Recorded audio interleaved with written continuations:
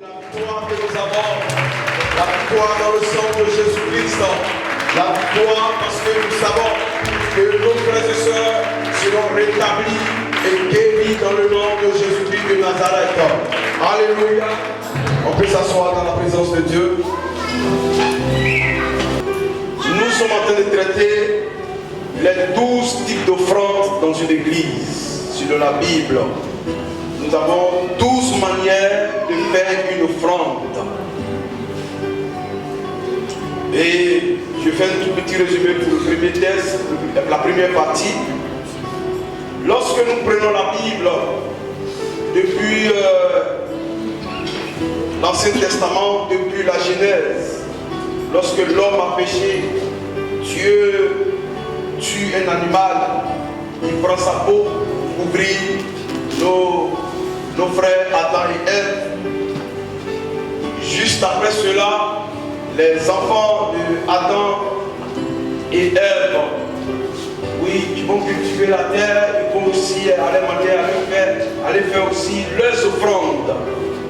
Et lorsque nous prenons notre père, notre patriarche Abraham, parlons d'abord de Noé. Oui, lorsqu'il est sorti de l'arche, il a bâti un autel en faisant aussi une offrande à Dieu. Lorsque nous prenons Abraham, Isaac, Jacob, David, tous les hommes, les grands hommes que vous connaissez dans l'Ancien Testament ont bâti, ont fait des offrandes. Lorsque nous venons aussi dans le Nouveau Testament, nous avons constaté que Jésus lui-même, oui, a fait aussi des offrandes. Voici pourquoi dans son staff, il y avait un homme qui gérait le côté financier. Mais bien aimé, il y a quoi? Qu'est-ce qui se passe dans nos églises évangéliques? Lorsqu'on parle d'offrande, ça devient un sujet tabou, ça devient, les pasteurs ont peur de parler de l'offrande. D'autres même, dans d'autres communautés disent même que peut-être la dîme est révolue, qu'on ne doit pas faire les offrandes. On traite les pasteurs d'escrocs, ils viennent voler l'argent des fidèles, ils doivent aller prendre l'argent des fidèles pour s'enrichir, il faut telle chose. Oui, quand tu n'as pas une base biblique et tu ne comprends pas les choses souvent, quand ceux de dehors parleront, oui, tu ne fais qu'agresser et être convaincu. Bien aimé, ne pas faire des offrandes en tant que chrétien, tu vas t'appauvrir. D'autres, quand on va arriver sur la tête, je vais développer quelque chose pour que nous comprenions certaines choses. En tant qu'enfant de Dieu, le Seigneur nous a montré depuis l'Ancien Testament jusqu'au Nouveau Testament qu'en tant qu'enfant de Dieu, nous devons être des donateurs. Nous devons donner. Voici pourquoi lui-même, oui, il a tellement aimé le monde qu'il lui donne. Si nous voulons être les imitateurs de Christ, oui, il a donné sa vie. Mais pourquoi nous autres, à notre tour, nous ne voulons pas donner? Nous voulons croiser les bras et que les anges vont venir remplacer les ampoules. Croiser les bras et que les anges vont payer la facture de CIE. Croiser les bras et les anges vont venir nettoyer le temple. Croiser les bras. Vous avez pris ça pour ça? Non. Bien aimé, ce matin, je vais faire un tout petit résumé. On a parlé des prémices. On a parlé des prémices pour dire des personnes qui ont la première récolte, le premier salaire, les premiers revenus. Lorsqu'ils commencent une affaire, ils doivent présenter ça à l'Éternel. Ils doivent donner ça à l'Éternel. On a vu ça dans Deutéronome chapitre 26, le verset 1 au verset 11. Nous avons vu les offrandes volontaires. Oui, le deuxième, c'est les offrandes volontaires. C'est ce que nous venons de faire. On n'a pas obligé quelqu'un, mais on a exhorté. Vous venez dire merci à Dieu pour tout ce que le Seigneur a fait pour toi durant la semaine. Viens lui dire merci. Dans 2 Corinthiens chapitre 8, le verset 3 à 5, voilà, il y a plusieurs versets. Nous avons vu l'offrande des percées. L'offrande des percées, je vais parler des autels que nous bâtissons. Nous voulons partir des hôtels pour que nos ministères prospèrent, nos affaires prospèrent, notre vie prospère. On appelle ça les offrandes de percée. C'est ce que Noé a fait lorsqu'il est sorti de l'arche. Il a bâti un hôtel. Et lorsqu'il a bâti, Dieu ouvre les cieux. Et Dieu dit que je te bénirai. C'est les offrandes de percée. Qui encore d'autres? Plusieurs personnes dans la Bible ont fait des offrandes, parlant de Salomon, les offrandes qu'il a fait, c'est les offrandes qu'il a fait, les offrandes de Persée, bien aimé. Et on appelle souvent ces offrandes-là dans notre jargon les autels. Il y a l'offrande sacrificielle, ça c'est le cinquième que je vais parler. L'offrande sacrificielle, il dit c'est l'offrande souvent la plus difficile. C'est l'offrande, oui, que Dieu impose en parlant d'Abraham. Il dit prends ton fils unique. Et puis lui-même il dit le nom du fils. Il dit prends ton fils unique, Isaac. C'est l'offrande sacrificielle.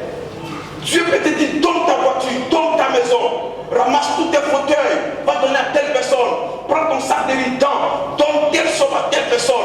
Dieu précise. Dans les offrandes sacrificielles, il précise. Il peut nous dire ramassez tous vos chaises de l'église là. Il y a une église de l'autre côté là-bas qui n'a pas de chaises. Pas te donner. C'est l'offrande sacrificielle. On obéit, on ramasse tout. Si dimanche tu suis, qu'on n'a pas eu les moyens pour payer les chaises, on va s'asseoir, comment ça s'appelle là, par terre, et nous célébrons Dieu. Ça c'est l'offrande sacrificielle. Tu peux donner ta voiture à quelqu'un, tu peux te dire donne ta voiture. Je l'ai fait. Lorsqu'il y a eu deux voitures, ma voix dit donne ta voiture, je l'ai donné, je donne à la personne. Hein? C'est parti. C'est comme ça l'offrande sacrificielle. Dieu peut te dire, oui, l'argent que tu viens de recevoir n'est pas pour toi, va donner. Mais vous ne voyez pas Dieu, vous voyez l'homme. Voici pourquoi vous ne pouvez pas atteindre ce niveau de l'offrande sacrificielle. Abraham était sur le point de l'atteindre quand Dieu l'a dit, arrête. La sixième, comme on a vu, ce sont les collectes. C'est dans la Bible, dans 1 Corinthiens chapitre 16, le verset 1 à 2, et 2 Corinthiens chapitre 8, le verset 20. Les collectes, ce que nous prenons comme offrande dans les familles, les 1000 francs, les 2000, les 3000, nous rassemblons tout cela, oui, pour payer la facture d'eau, ou bien non, faisons telle personne parce que telle personne doit se marier, telle personne est malade, nous cotisons, c'est des collectes. Nous cotisons pour aller aider, pour un but. Ça aussi, qu'on parle. Mais il y a d'autres offrandes. C'est dans la vie. C'est des collectes. C'est des collectes. La dernière une personne donnait même la définition ici, là. Quand tu collectes, ça veut dire quoi? Collecter, rassembler, pour aller donner. Si aujourd'hui, je vous dis tout à l'heure qu'il y a un frère qui est malade, qui a besoin de soutien, de soutien, nous allons faire, oui, une offrande. On vous dit dans le temps, c'est-à-dire dans le jargon chrétien, nous allons faire une offrande. Mais ce sont des collectes que nous allons faire pour aller peut-être soutenir le frère et la soeur. Mais vous allez pas savoir, encore une offrande, c'est des collectes. C'est écrit dans la Bible. C'est pas moi qui l'ai inventé. C'est pas moi qui l'ai inventé. Le septième, nous parlons des actions de grâce. Nous parlons des actions de grâce. Dans Lévitique chapitre 7, le verset 11 à 13, nous parlons des actions de grâce. L'action de grâce est comme une loi que Dieu a instituée. Et nous venons là pour venir dire merci à Dieu pour tout ce qu'il a fait. Les actions de grâce, nous parlons même des actions. C'est-à-dire que c'est le moment où tu peux donner beaucoup de choses pour dire merci à Dieu pour tout ce qu'il est en train de faire pour toi. Les actions de grâce. Et nous sommes arrêtés sur les aumônes. Les aumônes. Oui, je demande au pasteur Isabelle de prendre Proverbe 28, le verset 27, et Proverbe 19, le verset 17. Nous parlons maintenant des aumônes. Dans la Bible, oui, c'est notre type aussi des offrandes. Les aumônes, quand tu lis la Bible, oui, on dit telle personne était assise là demandant de l'aumône. De l'aumône. Hein? Et quand il vient donner, voilà, quand il vient donner, hein, le monde sert à aider quelqu'un qui est dans le besoin. Aide les personnes qui sont quand même diminuées, un peu pauvres, nous les aidons. Quand tu fais un geste à quelqu'un, oui, tu fais de l'aumône pour que la personne soit bénie. Oh, lis-moi ça rapidement. Celui qui a pitié du pauvre prête à l'Éternel qui lui rendra selon son œuvre. Merci. Répète encore, il n'a pas bien compris. Celui qui a pitié du pauvre prête à l'Éternel qui lui rendra selon son œuvre. Celui qui a pitié du pauvre prête à l'Éternel. Je suis en train de vous dire que ce passage-là se trouve aussi dans des sourates, c'est-à-dire dans le Coran. Ça se trouve là-bas. Et c'est ce qui amène nos frères en face à aider, vous allez voir, à aider plusieurs personnes. Pourquoi? Parce qu'ils avaient répété encore, celui qui fait quoi? Celui qui a pitié du pauvre prête à l'Éternel. Prête à l'Éternel. Ils ont marqué ce verset dans la tête. Et ils fonctionnent en fonction de ça. Ils disent, ceux qui sont en train de donner aux pauvres. Parce que vous allez voir devant leur mosquée, toutes ces personnes sont là et ils n'ont pas peur de donner. Tu vas les voir des vendredis, des samedis, ils vont dans des orphelinats, puis ils seront donnés. Parce qu'ils ont ce verset marqué dans la tête que celui qui prête à qui? Celui qui a pitié du pauvre. Pitié d'abord du pauvre. Et qui fait quoi? Celui qui a pitié du pauvre, oui, prête à l'Éternel. Celui qui a pitié du pauvre, prête à l'Éternel. Bien aimé, attends, Dieu ne sait pas que la personne est pauvre. Pourquoi Dieu rend pas cette personne riche? Et que Dieu veut que Alexis va donner.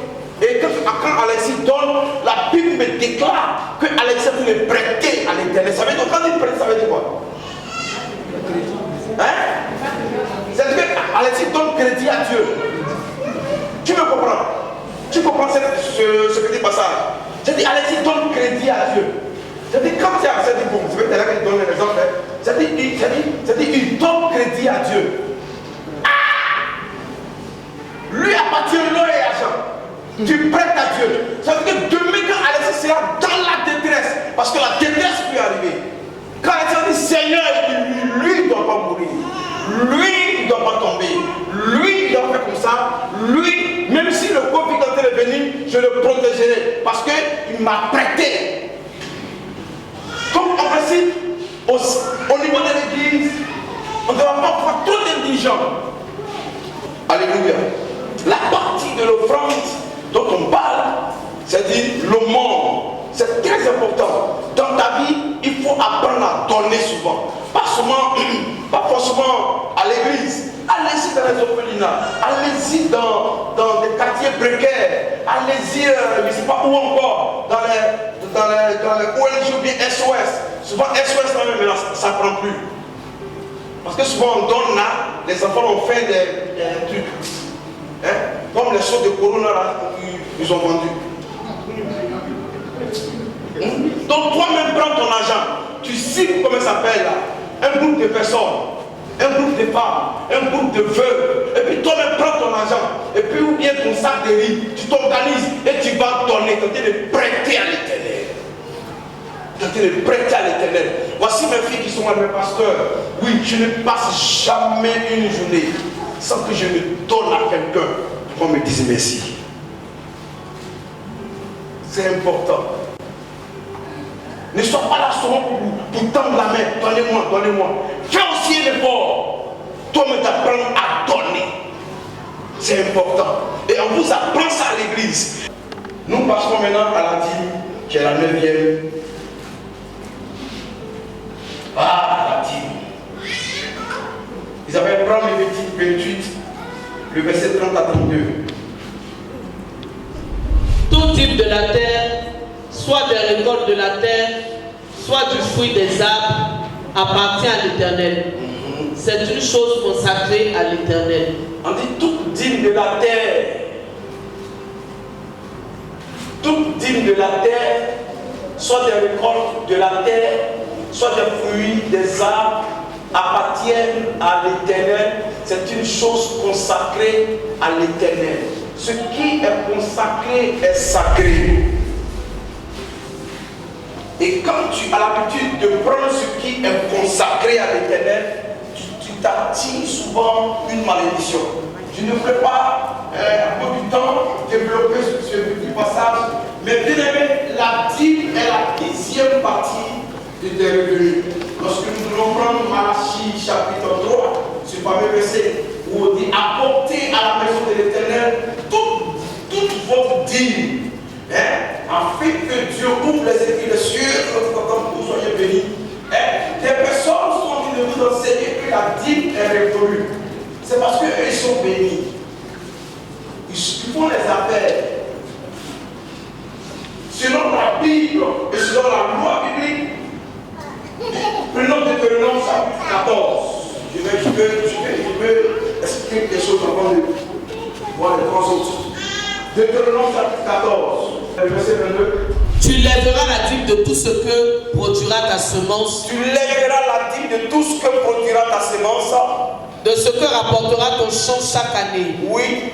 Et tu mangeras devant l'Éternel ton Dieu dans le lieu qu'il choisira pour y faire résider son nom, la dîme de ton blé, de ton mou et de ton huile, et les premiers-nés de ton gros et de ton menu bétail, afin que tu apprennes à craindre toujours l'Éternel ton Dieu. Ok, allons-y dans Matthieu chapitre 23.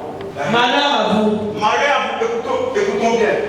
Malheur à vous. Malheur à vous, Scribes et pharisiens hypocrites. oui.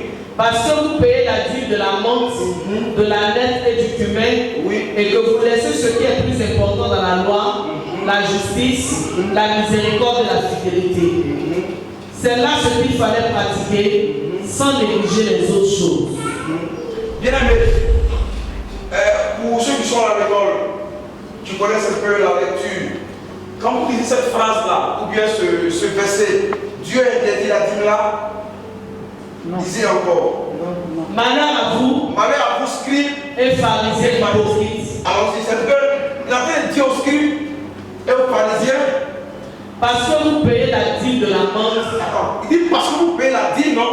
Je donne un exemple toujours. Alexis, c'est lui que je vais parler de lui, puis je suis derrière. Alexis paye une dîme de, comment ça s'appelle là?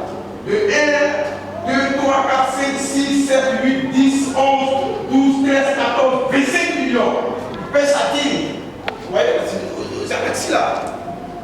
Donc, Dieu te dit Alexis, c'est pas parce que tu payes ta dîme de 25 millions à l'église que tu vas te foutre simplement des autres.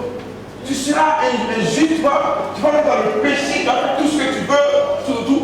Là, au fait, Jésus n'a pas tout développé, mais il dit, comment ça s'appelle là? Parce que vous payez la dîme. Et vous laissez ce qui est le plus important dans la Et que vous laissez ce qui est plus important dans la loi. La justice, la miséricorde et la fidélité. Ça continue. C'est pas parce que tu payes ta dîme que tu vas te mettre à l'église ici. C'est pas parce que tu payes ta dîme que tu vas te permettre de faire ce que tu veux.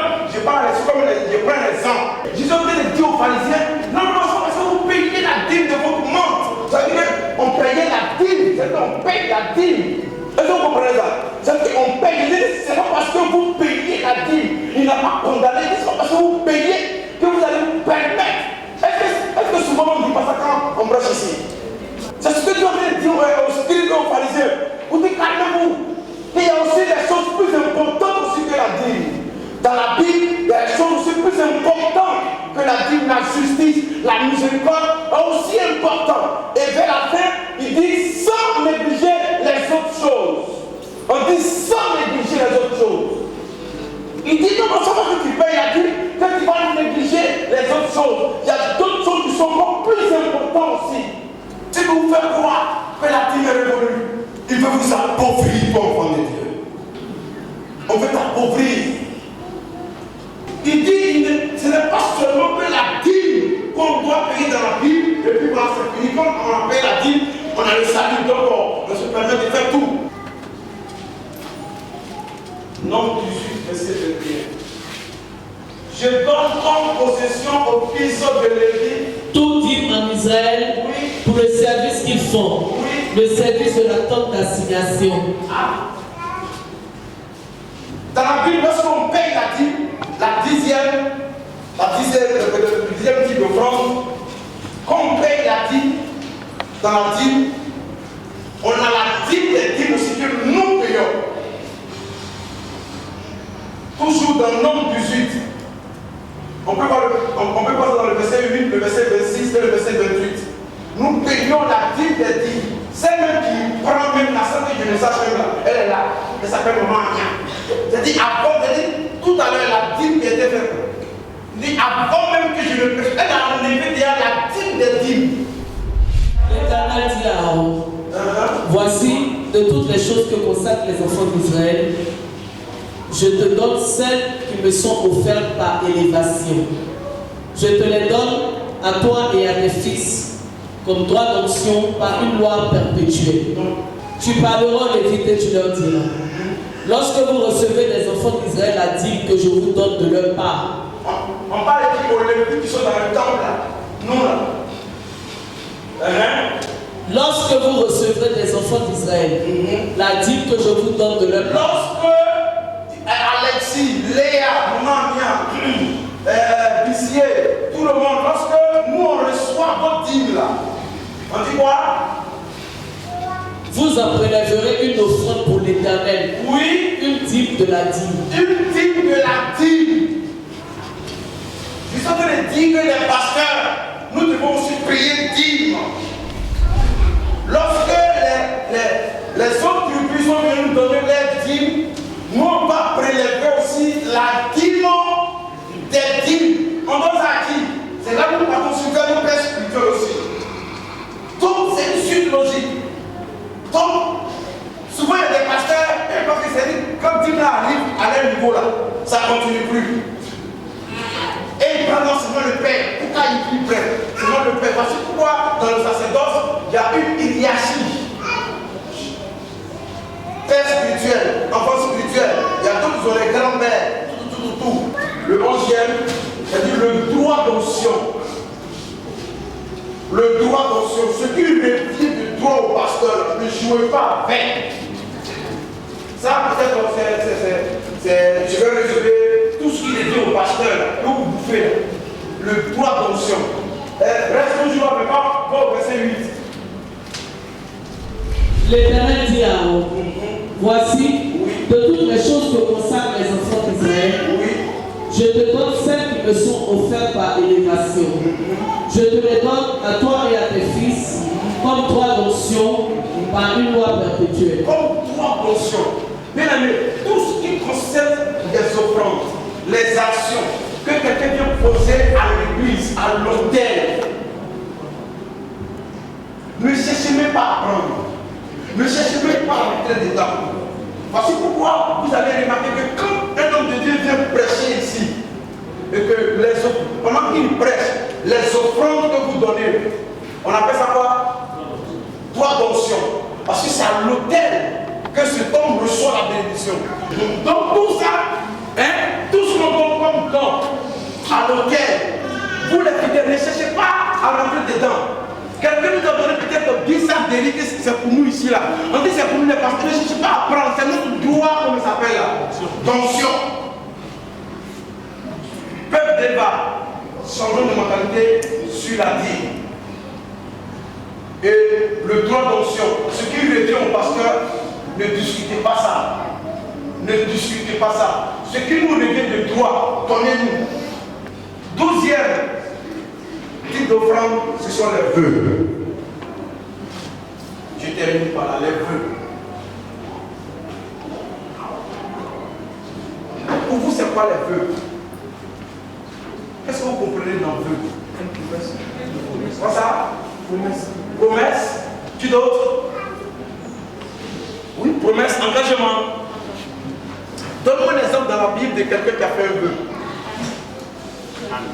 Hein? Ah, t'as fait un vœu. Jephthé a fait un vœu de Jephthé là. En tout cas, il ne souhaite pas à quelqu'un. Qui aussi a fait un vœu? Lui-même, il dit dans le ventre du poisson, il fait vœu. Jonas. Jonas dans le ventre du poisson, il dit Seigneur, là où je suis bloqué. Mais si tu me fais sortir, je te fais un vœu, je te ferai un cri. Une offrande d'action de grâce. Un cri d'action de grâce. On dit au même instant, le poisson ouvrit sa bouche, ouvrit sa gueule, et il vomit Jonas.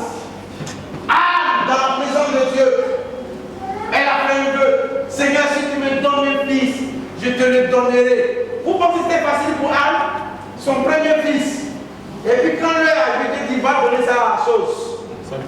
Élie. Ah, non, Élie. Va donner ça à Élie. Regardez la douleur de Parce qu'elle a fait un vœu. Mais après, qu'est-ce qui s'est passé? Elle est combien d'enfants? Elle a 5 enfants. Et il y a un passage biblique qui dit, ne vous amusez pas à ne pas. Il dit, quand tu fais un vœu, on n'est pas fait quoi? Honorer. Ne t'amuse pas à faire un vœu à l'Éternel et que tu n'arrives pas à faire quoi? À honorer. Quand tu ne peux pas le faire, tu t'assois. Mais quand tu sais que tu peux le faire, quand on lance, vas-y, fais-le. Ne te presse pas d'ouvrir la bouche. Ne te presse pas d'ouvrir la bouche. Et que ton cœur ne se hâte pas d'exprimer. Et que ton cœur ne se hâte pas d'exprimer une parole devant Dieu. Devant Dieu, une parole devant Dieu. Car Dieu est au ciel et toi sur la terre. Que tes paroles soient donc peu nombreuses. Merci. Car si les songes naissent de la multitude des occupations, la voix de l'insensé se fait entendre dans la multitude des paroles. Merci. Lorsque tu as fait un vœu à Dieu, ne tarde pas à l'accomplir. Lorsque tu as fait un vœu à Dieu, ne tarde pas à l'accomplir. Car il n'aime pas les insensés. Non, non, non. Accomplis le vœu que tu as fait. Mieux vaut pour toi de ne point faire de vœu que d'en faire un et de ne pas l'accomplir. Ecclésiaste combien? Chapitre 5 à partir du premier verset jusqu'au verset 5. Oh, c'est verset 5? Ok. Ne permets pas à ta bouche de faire pécher ta chair. Et ne dis pas en présence de l'envoyé que c'est une inadvertance. Pourquoi Dieu s'irriterait-il de tes paroles et détruirait-il l'ouvrage de tes mains? Merci. C'est un blocage qui arrive à cause des vœux que nous avons pris ici. Qui parle à l'église.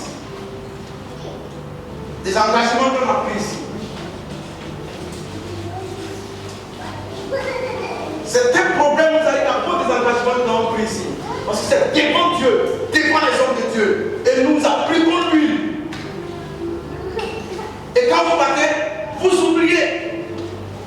Aujourd'hui, Dieu vient de vous rappeler. Ici, le Saint-Esprit va vous rappeler tout ce que vous avez pris comme engagement. Voici les 12 types d'offrandes que nous devons faire dans une maison. On va dire dans la maison de Dieu. Je vais les citer. La première, les prémices. Deuxième, l'offrande volontaire. Troisième, l'offrande des prophètes. Quatrième, l'offrande des percées. Cinquième, l'offrande sacrificielle. Sixième, les collectes. Septième, les actions de grâce. Huitième, les aumônes. Neuvième, la dîme. Dixième, la dîme des dîmes. Onzième, le droit d'onction. Et 12e, les vœux. Bien-aimés, voici les offrandes que chacun d'entre nous devons faire dans une maison de Dieu. Que le nom de Dieu soit béni.